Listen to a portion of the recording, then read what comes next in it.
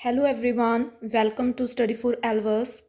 जैसे कि आपको पता है कि हम एटॉमिक स्ट्रक्चर कर रहे थे। जो ये आप अंडरलाइन पोर्शन देख रहे हो ये हम कर चुके हैं ऑलरेडी। ओके, आज का जो हमारा टॉपिक रहेगा वो रहेगा shapes of sp and d orbitals and rules for feeding electrons in orbitals, Aufbau principle, Pauli's exclusion principle, Hund's rule and electronic configuration of elements. Okay, so आज ये चैप्टर जो है एटॉमिक स्ट्रक्चर आपका complete हो जाएगा with some MCQs. Okay, so let us discuss the topic. First is Pauli exclusion principal.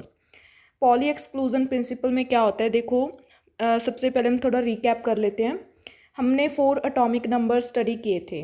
उनमें first था n, l, ml and ms। जो n था वो क्या था, प्रिंसिपल क्वांटम नंबर। l क्या था, एजीमेथल क्वांटम नंबर। ml क्या था, magnetic quantum number and ms क्या था, स्पिन क्वांटम नंबर। जिसमें हमें nu था वो मेन शेल के बारे में बताता था, l जो हमें सब शेल के बारे में बताते थे एंड ml जो है वो हमें ऑर्बिटल्स के बारे में बताता था। ठीक है ना। जो क्वांटम नंबर ms है, या फिर इसे सिंपली हम s के साथ रिप्रेजेंट कर सकते हैं, वो हमें स्पिन के बारे में बताता था। ठीक है।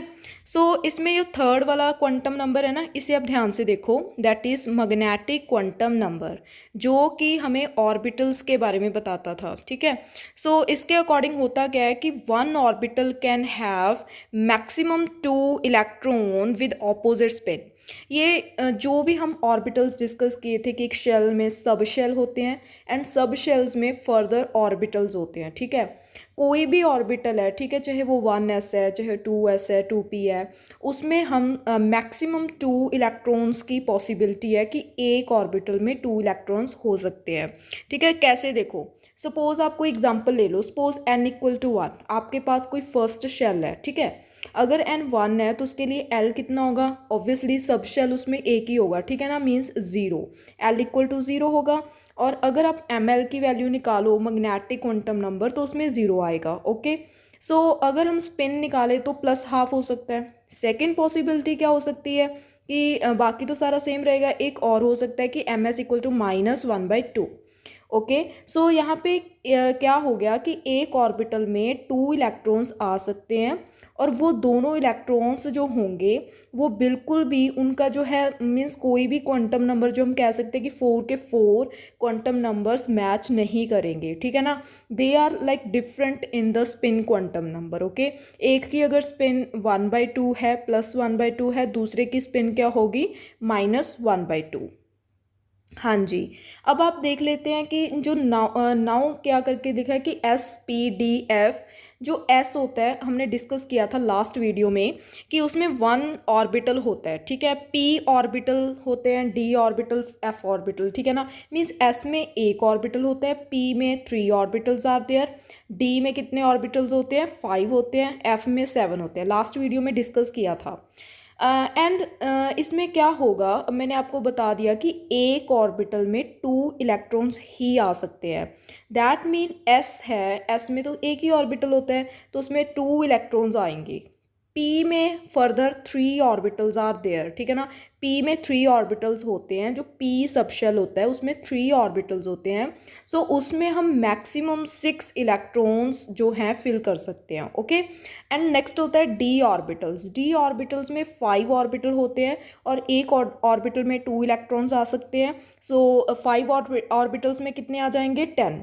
F में टोटल 7 ऑर्बिटल्स होते हैं, 7 2 का 14 इलेक्ट्रॉन हम फिल कर सकते हैं F में। Okay, so Pauli's principle states that no 2 electrons in an atom can have same values for all the 4 quantum number। कि एटम में कोई भी इलेक्ट्रॉन ऐसा नहीं होता जिसके 4 के 4 जो क्वांटम नंबर है वो सेम हो जाए। ठीक है ना। सो ध्यान रखना इस प्रिंसिपल को, आपके सिलेबस में है। ठीक है। हाँ जी। It can also states that an orbital can contain maximum of 2 electron. मैंने बता दिया कि जो 2 इलेक्ट्रॉन है वही ऑक्यूपाई कर सकते हैं। सो ये देखो, आप ऑर्बिटल्स भी हमने हायर क्लासेस में भी स्टडी किए हैं। ठीक है ना। ये ऐसे होते हैं रिप्रेजेंट, मीन्स हम ऑर्बिटल तक आज पहुंच चुके हैं। 1s मीन्स 1 ऑर्बिटल, P में 3 ऑर्बिटल्स होते हैं एंड D में 5 होते हैं। हमेशा ये फिक्स रहेंगे, आप कभी भी P में 2 या 1 या अपनी मर्जी के हिसाब से से कुछ भी नहीं लिख सकते, पी में 3 जो है फिक्स होगा।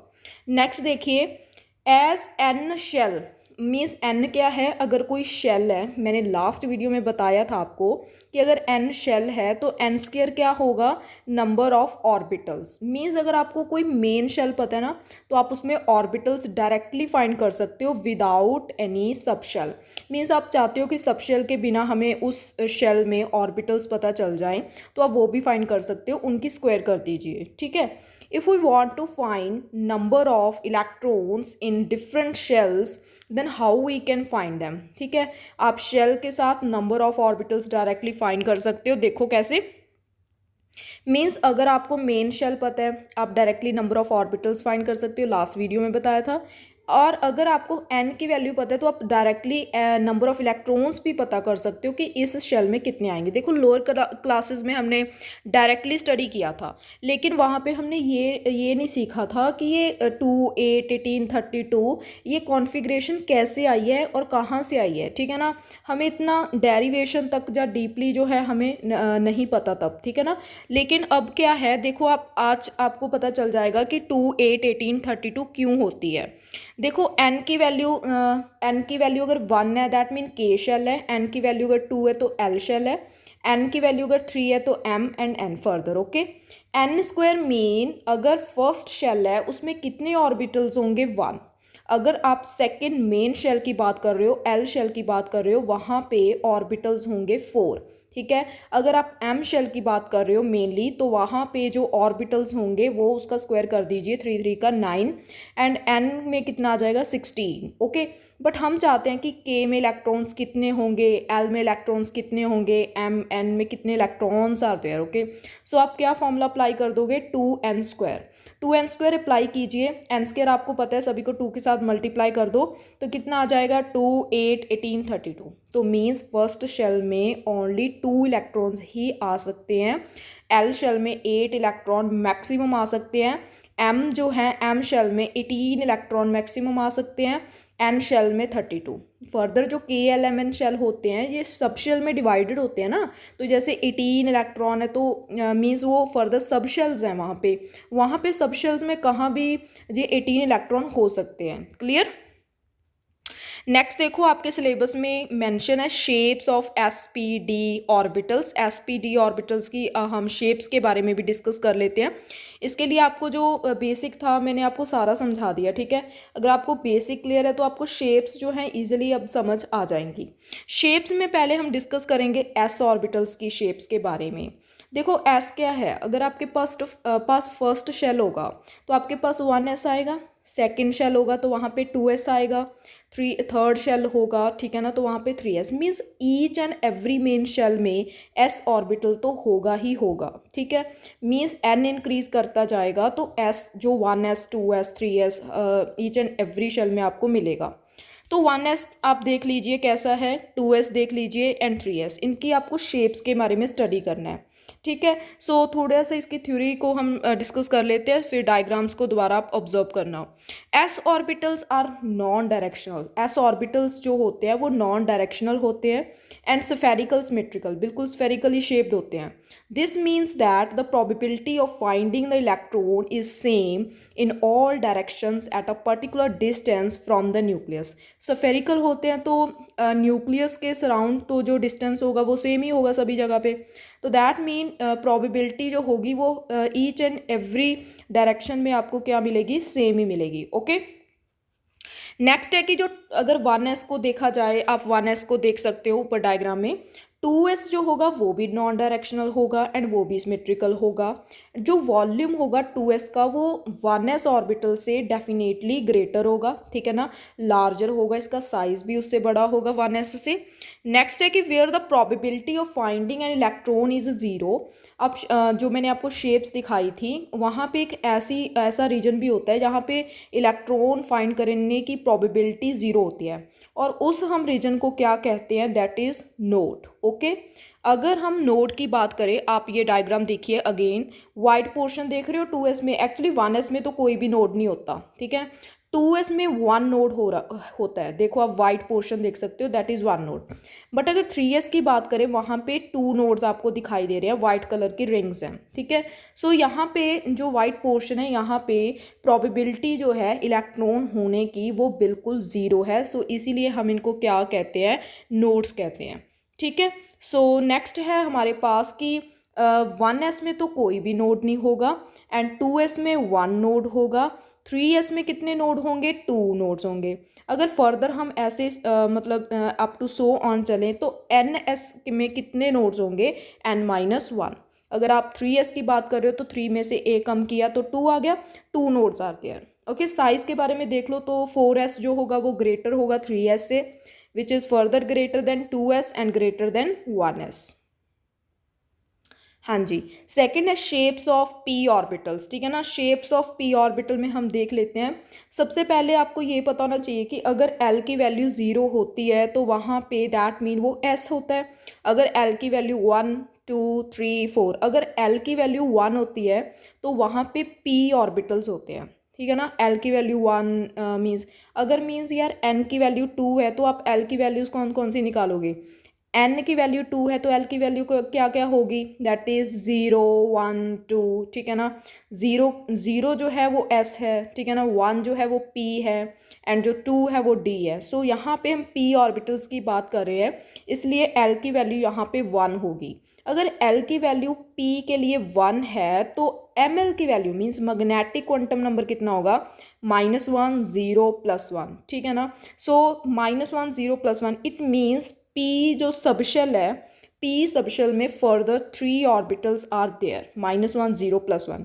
इनको हम डेजिग्नेट करते हैं 3 ऑर्बिटल्स को 3 नंबर्स के साथ, that is P x P Y and P Z. Okay, 3 orbitals को P x P Y P Z के साथ रिप्रेजेंट किया जाता है। ये देखो आप देख सकते हो, जो P x P Y P Z है consist of 2 lobes, mean P X में भी 2 लोब्स होंगी, पी वाई में भी 2 लोब्स होंगी, पी जेड में भी 2 लोब्स होंगी, और इनको डेजिग्नेट हम कर सकते हैं कि 2 लोब्स हैं इसके, इसलिए हमने p x P Y P Z के आगे 2 लगा दिया। सो आप स्ट्रक्चर्स भी देख सकते हो, जो फर्स्ट है वो है पी एक्स की, 2px की, जो सेकंड है दैट इज़ 2py, एंड जो थर्ड है that is 2pz along the x axis, second is along the y axis, third is along the z axis। so p जो p मेन p सबशेल होता है उसमें 3 orbitals होते हैं, सो यही orbitals होंगे। आप लोब्स को देख सकते हो, ये लोब्स यही रिप्रेजेंट करती हैं कि जो इलेक्ट्रॉन है इस लोब्स में, ठीक है ना, इलेक्ट्रॉन होने की प्रोबेबिलिटी मैक्सिमम है। ओके, हाँ जी। हम शेप्स की बात कर रहे थे तो शेप्स में क्या होगा, पी शेप जो होती है उसमें डम्बेल शेप होती है इनकी, ठीक है ना, डम्बेल की तरह दिखाई देते हैं ये। The probability of finding the electron in a particular P orbital is equal in both the lobes, ठीक है ना। बोथ लोब्स में जो प्रोबेबिलिटी होगी आप इलेक्ट्रॉन को फाइंड करने की तो वो सेम होगी। अगर हम बात करें कि एन इंक्रीज हो रहा है तो पी भी, उनके जो पी ऑर्बिटल्स हैं जब पी सबशेल है वो भी इंक्रीज हो रहे हैं, तो 4p जो होगा वो ग्रेटर होगा 3p से, 3p ग्रेटर होगा 2p से। ओके, सो इन्होंने कहा है कि like s orbital p orbital also passes through zero probability region. वहाँ पे देखो हमने रिंग्स की तरह दिखाया था, ठीक है ना, जहाँ पे हम नोड्स की बात कर रहे थे, जहाँ पे प्रोबेबिलिटी ज़ीरो होती है। यहाँ पे जो नोड्स होंगे वो एक प्लेन्स के साथ दिखाए जाते हैं, ठीक है ना। So number of nodes in p orbitals are given by n-2 nodes, means अगर आपके पास 3 ऑर्बिटल्स हैं, 3 में से 2 गया कितना होगा 1, सो 3p ऑर्बिटल्स में 1 नोड होगा, मीन्स 1 प्लेन जहाँ पे आपको 1 नोड दिखाई देगा, जहाँ पे आपको प्रोबेबिलिटी 0 मिलेगी। 4p ऑर्बिटल में आपको 2 नोड्स दिखाई देंगे, वहाँ पे फॉर्मूला n-1 था, यहाँ पे फॉर्मूला n-2 है नोड्स फाइंड करने के लिए।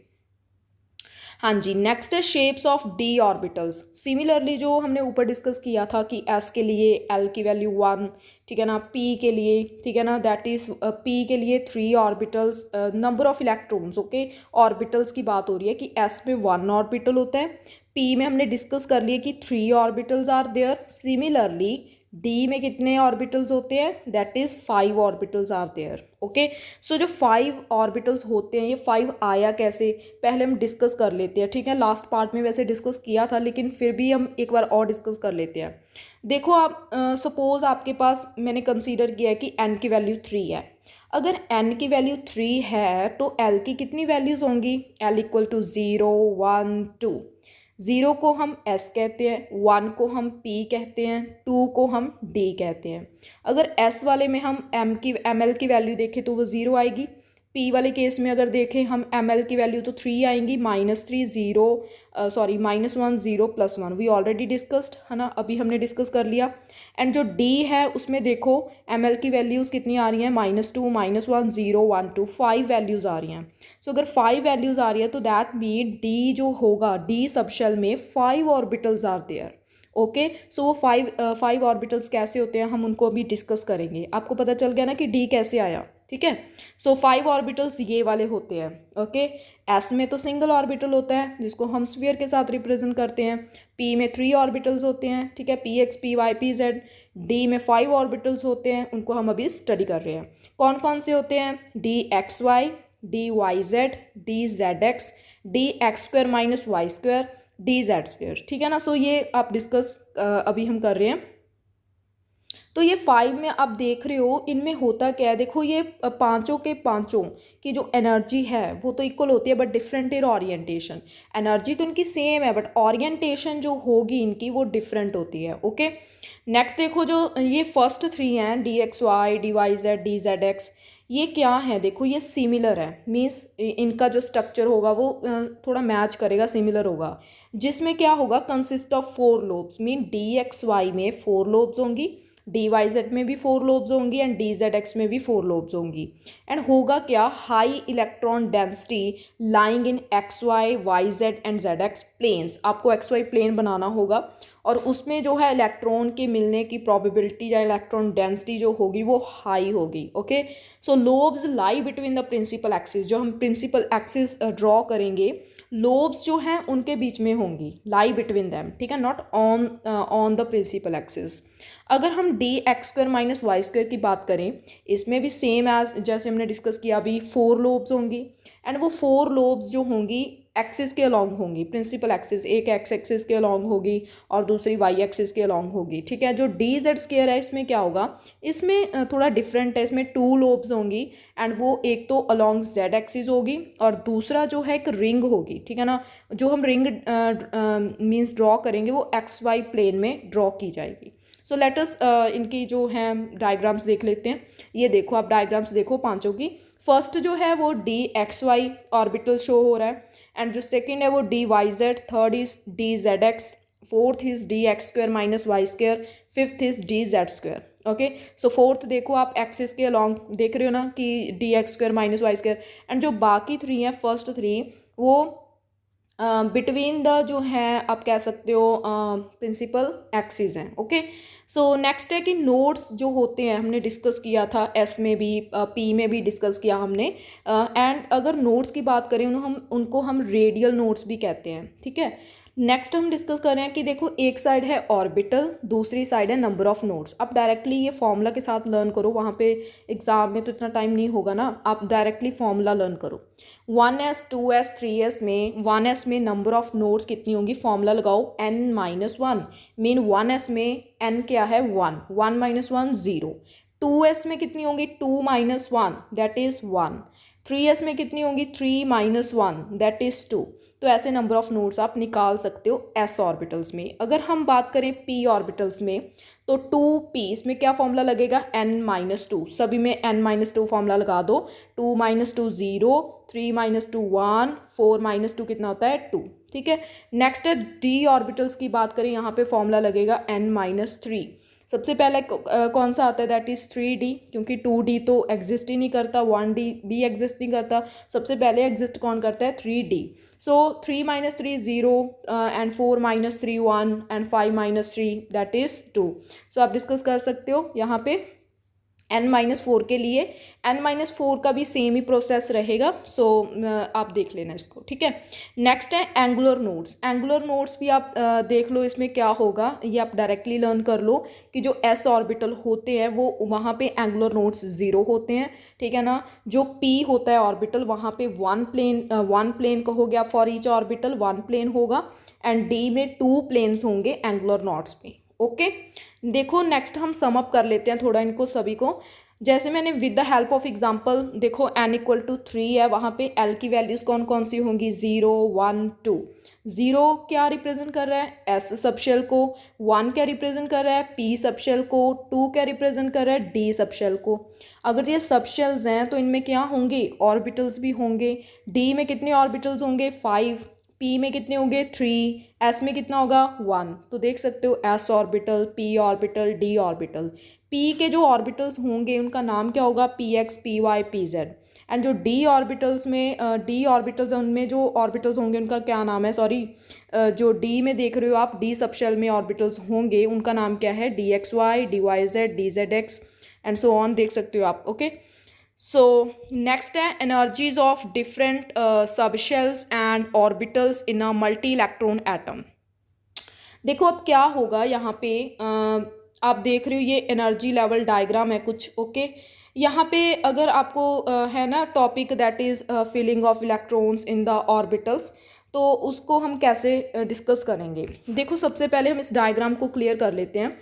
यहाँ पे आप नीचे देखो 1s, सबसे पहले तो 1s फिल होगा, ठीक है। अगर आप इलेक्ट्रॉन फिल करना चाहते हो तो 1s फिल होगा, फिर 2s 2p बिल्कुल सही है, फिर 3s 3p ये भी बिल्कुल सही है, then 4s, then 3d, then 4p। ये 3d कैसे आ गया है ना बीच में, 4s 4p के बीच में, then 5s 4d 5p 6s 4s 4f। तो ये ही एनर्जी लेवल्स हैं, ठीक है ना, इनके अकॉर्डिंग ही आपको इलेक्ट्रॉन्स को फिल करना होता है। अब ये जो 3d है ये ऊपर कैसे चला गया, 4s नीचे कैसे आ गया। देखो मैंने साइड में पॉइंट्स लिखे हैं कुछ, ये आप देख लो एक बार। That is the difference of energies of, जो s एंड p की एनर्जी का डिफरेंस होता है वो बहुत ज़्यादा स्मॉल होता है, हम उसको निगलेक्ट कर सकते हैं। लेकिन जो p एंड d हम कह सकते हैं, एक n की एक ही वैल्यू है, जैसे सपोज n 3 है तो उसमें क्या क्या होगा, 3s 3p 3d, ठीक है ना। जो 3p है या फिर 3d है उन दोनों की एनर्जीज में बहुत डिफरेंस होता है, ठीक है ना। लार्ज डिफरेंस होने की वजह से होता क्या है, जो नेक्स्ट वाला 4s ऑर्बिटल होगा वो नीचे क्या हो जाएगा, fall down, okay. Fall down इतना हो जाएगा क्योंकि उसकी एनर्जी जो है 4s की एनर्जी 3d से कम है, तो वो फॉल डाउन हो जाएगा और 3d जो है वो उसकी प्लेस ले लेगा, ठीक है जी। सो क्लियर हो गया। Energy of 4s is less than that of 3d. Similarly 5s is lower in energy than 4d. ये हम डिस्कस करेंगे, वैसे बोहर-ब्यूरी रूल भी था उसमें भी हम इसको डिस्कस करेंगे, ठीक है। सो नेक्स्ट है एनर्जी ऑर्डर। आपको ये लर्न कर लेना है कि ये एनर्जी ऑर्डर है, आपको फिल जब करने हैं इलेक्ट्रॉन तो इसी ऑर्डर में करने हैं, ठीक है। इसको कैसे लर्न करना है वो भी हम फर्दर इसे देखेंगे। हाँ जी, नेक्स्ट इज़ अ फिलिंग जो है इलेक्ट्रॉन्स इन ऑर्बिटल्स। सबसे पहला पॉइंट आपको पता होना चाहिए कि ये दोनों मैंने ऑर्बिटल्स दिखाए हैं। अगर एक आपको एरो दिखाई दे रहा है तो वो एक इलेक्ट्रॉन को रिप्रेजेंट कर रहा है। अगर मैंने ऑर्बिटल में 2 इलेक्ट्रॉन्स लगाए हैं तो दैट मीन वो 2 इलेक्ट्रॉन्स है, बट 2 इलेक्ट्रॉन्स की कभी भी स्पिन एक ऑर्बिटल में सेम नहीं हो सकती, हमने अभी डिस्कस भी किया था। तो ये ऑपोजिट स्पिन के होंगे, ठीक है। सो नेक्स्ट देखो ये कुछ 3px1 लिखा है, ये क्या है, मीन्स जब हम इलेक्ट्रॉनिक कॉन्फ़िगरेशन लिखेंगे तो हम इस वे से ही लिखेंगे। 3 का मीनिंग ये होता है कि आप थर्ड शेल की बात कर रहे हो, थर्ड शेल में जो p है उसकी बात कर रहे हैं हम, ठीक है। px मीन्स जो p और p सबशेल में जो ऑर्बिटल्स होते हैं, 3 ऑर्बिटल्स आर देयर, वहाँ पे हम px की बात कर रहे हैं, ओके। ऊपर 1 का मीनिंग यही है कि px ऑर्बिटल में 1 electron is there, okay. So next हम देख लेते हैं कुछ प्रिंसिपल्स, क्योंकि जब हम इलेक्ट्रॉनिक कॉन्फ़िगरेशन करते हैं तो वहाँ पे हमें कुछ प्रिंसिपल्स या कुछ रूल्स जो है हमें स्टडी करने होते हैं। So first is Aufbau principle. Aufbau principle यही कहता है, जो हमने ऑलरेडी अभी डिस्कस किया है, कि the Aufbau principle states that in the ground state of an atom an electron enters the orbital of the lowest energy first and subsequent electrons are fed in the order of increasing energies. Aufbau principle ने यही कहा था कि जो electrons होंगे पहले वो वहीं पे फिल होंगे जिनके मीन्स ऑर्बिटल्स की एनर्जी जो लोअर है, ठीक है ना। पहले आप उसमें नहीं फिल कर सकते जो हायर एनर्जी है, ठीक है ना, जिसकी जैसे वो हमने एनर्जी लेवल्स बनाए थे ना, वो 4s नीचे आ गया था, 3d ऊपर चला गया था। ये नहीं है कि आप पहले 3d में फिल करोगे फिर आप बाद में 4s में फिल करोगे, आपको पहले 4s में ही फिल करना है। After that you have to fill in 3d, ठीक है ना, because the energy of 4s is lower as compare to 3d, ठीक है। सो ये अफबाउ प्रिंसिपल ने कहा था कि आपको इसी ऑर्डर में जो सीरीज़ दी है इसी ऑर्डर में आपको जो इलेक्ट्रॉन्स है वो फिल करने हैं, ठीक है। 4s is filled first, then ये वही बात आ गई। ये जो रूल दिया था ये अफबाउ ने नहीं दिया था, ये रूल दिया था बोहर ब्यूरी ने। बोहर ब्यूरी ने एक रूल दिया था जिसका नाम है N+L रूल। इसको आप अप्लाई कर सकते हो। देखते हैं ये क्या है रूल। देखो सपोज आपके पास दो ऑर्बिटल्स हैं, एक तो है 3s ऑर्बिटल एंड जो दूसरा है वो है 4s, ठीक है। आप जानना चाहते हो कि पहले जो है इलेक्ट्रॉन किस में फिल होगा, पहले इलेक्ट्रॉन उसी में फिल होगा जिसकी एनर्जी जो है लोअर है। सो 3s में क्या होगा, N+L रूल। आपको 3s का N भी पता होना चाहिए, आपको 3s का L भी पता होना चाहिए, ठीक है। तो इसका N होगा 3 एंड S है तो S में तो L 0 होता है, ठीक है ना, 0 आ गया। सो N+L दोनों को ऐड किया तो आंसर 3 आ गया। 4s की बात करें तो N+L 4 आ गया, ठीक है। सो 3 लोअर है 4 के कंपैरिजन में, तो यहाँ पे 3s ही पहले फिल होगा, ठीक है। हाँ जी, नेक्स्ट हम देख लेते हैं, नेक्स्ट एक और एग्जांपल डिस्कस करते हैं 4s एंड 3d। इसमें क्या है, देखो n की वैल्यू फर्स्ट ऑफ ऑल में क्या है 4, l की वैल्यू 0 है, ठीक है। दोनों को ऐड करो तो कितना आ जाएगा 4। 3d में n कितना है 3 है, d के लिए जो d होता है उसमें l की वैल्यू कितनी होती है 2, p में कितनी होती है l की वैल्यू, p में होती है 1, ओके। सो दोनों को ऐड कर दो, कितना आ जाएगा 5। दैट मीन 4 बड़ा है या 5 बड़ा है, ऑब्वियसली 5 बड़ा है 4 छोटा है। तो इसमें हम यही कंक्लूड करेंगे कि 4s जो है 3d के कंपैरिजन में पहले फिल होगा, ठीक है ना। गॉट इट, समझ आ रहा है ना मैं क्या बता रही हूँ। हाँ जी, नेक्स्ट देखो 2p एंड 3s में देखो आप ये आप खुद से, हाँ इसमें एक कॉन्सेप्ट है, अगर दोनों वैल्यू सेम आ जाए तो क्या करेंगे। अगर 2p है 3s में दोनों में किसको फिल करेंगे, है ना। अगर दोनों वैल्यू सेम आ जाती है तो आपने n की वैल्यू देखनी है, जिसका भी n जो है वो स्मॉलर होगा आपको उसी को पहले जो है फिल करना है, ठीक है। ये जो पोर्शन है आप देख सकते हो आपको फिलिंग कैसे करनी है। सबसे पहले क्या होगा, आप इसी पैटर्न में याद भी कर सकते हो, ठीक है, उस सीरीज़ को। दैट इज सबसे पहले होगा 1s फिल, देन उसके बाद होगा 2s के बाद देखो ये ऊपर 1 2 3 4 5 6 7 8 ये लिखा हुआ है ना, इसी ऑर्डर में चलना है। पहले आपको 1 की लाइन में ही जाना है, 1 की लाइन में आपको क्या दिखाई दे रहा है 1s, फिर आपको 2 लाइन स्टार्ट करनी है, उसमें क्या दिख रहा है 2s, मीन्स पहले 1s फिल होगा फिर 2s, फिर थर्ड लाइन स्टार्ट करनी है ऊपर से नीचे की तरफ आना है, ठीक है। फिर 2p फिल होगा, फिर 3s, फिर क्या फिल होगा 3p, देन 4s, फिर क्या फिल होगा 3d 4p 5s, ठीक है ना। सो ऊपर से नीचे की तरफ आओगे, इसको ऐसे आप फिल कर सकते हो। हाँ जी, नेक्स्ट है पॉली एक्सक्लूजन प्रिंसिपल। ये ऑलरेडी हमने डिस्कस कर लिया है, ये भी आपको ध्यान रखना है कि एक ऑर्बिटल में आप 2 ही इलेक्ट्रॉन्स को अकोमोडेट कर सकते हो। हंट्स रूल क्या है, hunts rule of maximum multiplicity. Hunts rule को हम एक एग्जांपल के साथ समझ लेते हैं। देखो एग्जांपल, सपोज आपके पास पी शेल है, पी सबशेल लगा लो। पी सबशेल में आपको पता है कि आपके पास 3 ऑर्बिटल्स आर देयर, 3 ऑर्बिटल्स होते हैं, ठीक है ना।